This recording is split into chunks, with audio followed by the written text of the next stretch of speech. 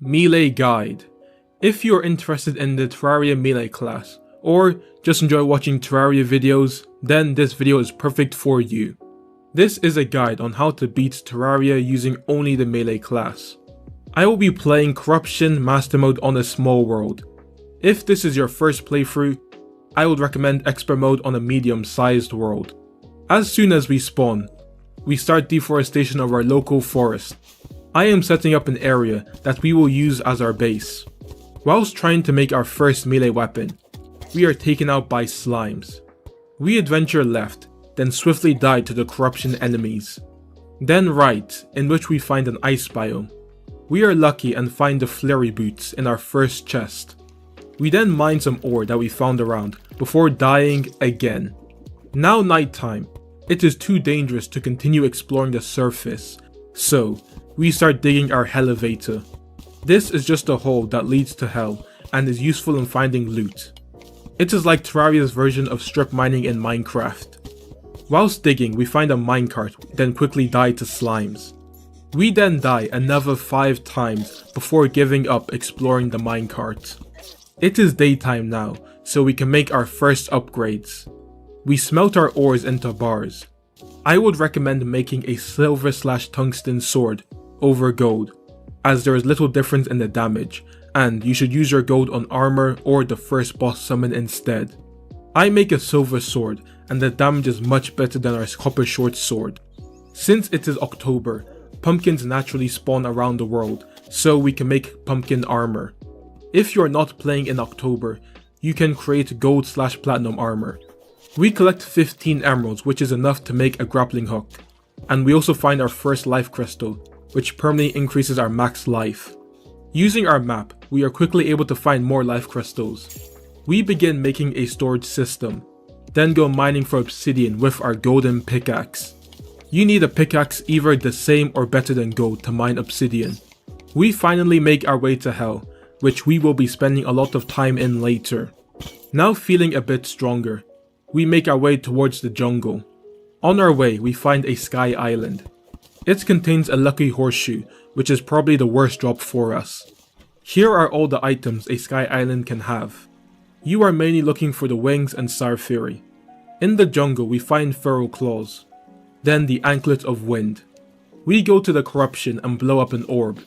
This is to allow the goblin invasion event to happen. We improve our base by building housing on top. We use gravitation potions we found in a golden chest to go searching for sky islands. If you are not lucky enough to find a potion, here is a crafting recipe. We find the Star Fury, which we will be using until the Wall of Flesh. Feeling confident with our new weapon, we start to build an arena to fight bosses. Here's what I built, and it's not great. Using a summon we also found in a chest, we summon our first boss of the run, Eye of Cthulhu. You can craft a summon at a demon altar with 6 lenses dropped by demon eyes. This is a surprisingly easy fight. His first stage is dead easy as he moves really slowly, so with any decent movement accessories like the flurry boots and the grappling hook, he can't really hit you. However, his second stage is a bit difficult due to our arena being too small. If you cannot find flurry boots or anything equivalent to them, then I would recommend waiting until you have max hearts to fight him, as you can't dodge his second stage without boots. Having defeated the Eye, we get the shield which grants us a dash ability. We fight him again for money, but we lose horribly as we were overconfident. Bringing our golden crown and 20 gel to a demon altar, we craft the King Slime summon. We extend the arena a bit before fighting him. This is another easy fight. The strategy here is to stay on the middle or top platform, so if you need you can go under him to dodge. He drops the ninja armor and the slimy saddle.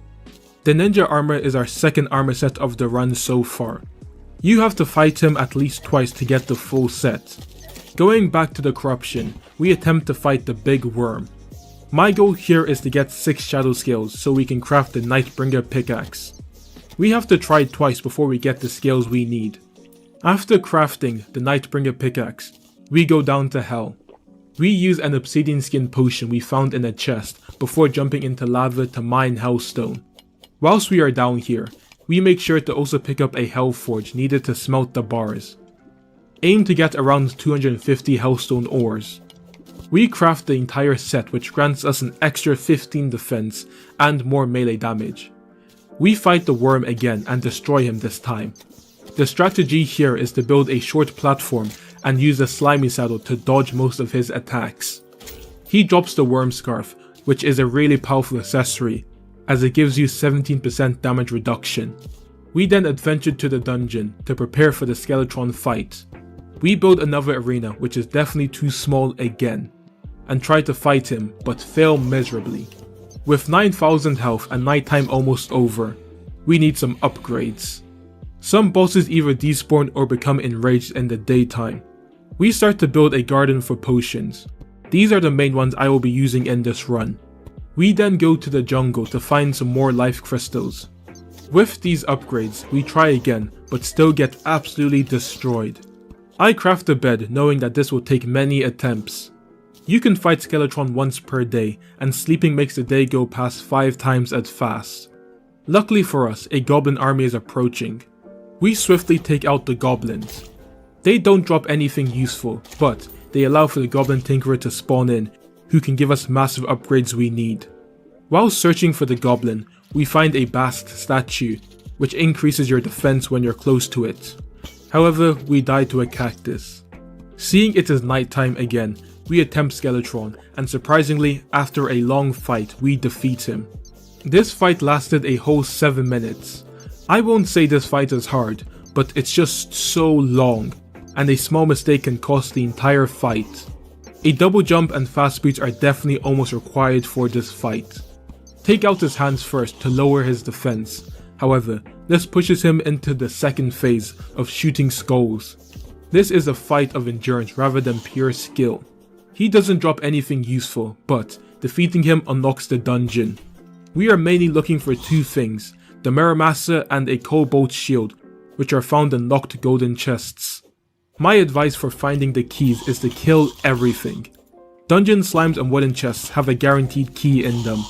We get lucky and find them both pretty fast. Whilst searching for the goblin, we find him being murdered by a Shelly. I crashed out a bit. However, we find him again quickly. We buy the rocket boots off him, as well as the Tinkerer's workshop before going back to base.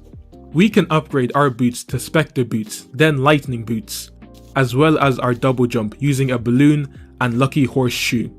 Finally, we go to a demon altar to combine 4 swords together to craft the Knight's Edge. Here is the crafting recipe for the 4 swords required. This is the strongest sword of pre-hard mode. We then build an underground jungle house for the Dryad. We also buy a pylon. Pylons allow you to teleport between housing.